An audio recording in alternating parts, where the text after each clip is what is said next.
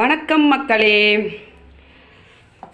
இட்லி மீதமாயிடுச்சு, என்ன செய்யலாம்? கொஞ்சம் நேரம் தாளிப்பு பாருங்கள் மக்களே. முதல்ல எண்ணெய், கடுகு, சீரகம், அதான் கடுகு கலப்பு, அதுக்கப்புறம் உளுத்தம் பருப்பு,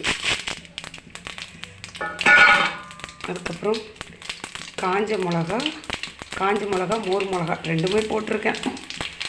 அதுக்கப்புறம் பாருங்கள், நல்லா கிளறி கொடுப்போம். இது நல்லா பொன்னிறமாக வரணும். அந்த காஞ்ச மிளகா, மோர் மிளகா, உளுத்தம்பருப்பு இதெல்லாம் தோலோடு நறுக்கிய பூண்டு 2 பல் பாருங்கள். அப்படிங்களா? அப்படியே கொஞ்சம் பெருங்காயம் பாருங்கள். பெருங்காயத்தூள் போட்டோம்னா பாருங்கள், இட்லி உதுத்து வச்சுருக்கேன். பெருங்காயத்தூள் போட்டாச்சு, நல்லா வாசமாக நல்லாயிருக்குங்க. அப்படியே கிளறிடுங்க.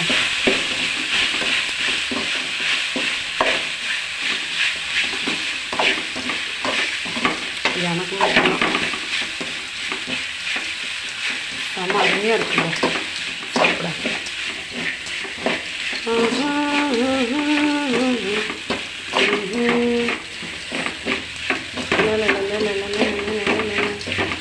அவ்வளோதாங்க. அப்படியே ஒரு ஸ்பூன் கொள்ளுப்பொடி பாருங்கள். கொள்ளுப்பொடி செம்மையாக இருக்குங்க. சாப்பிட இவ்வளோ ஒரு சுவையாக இருக்கும்.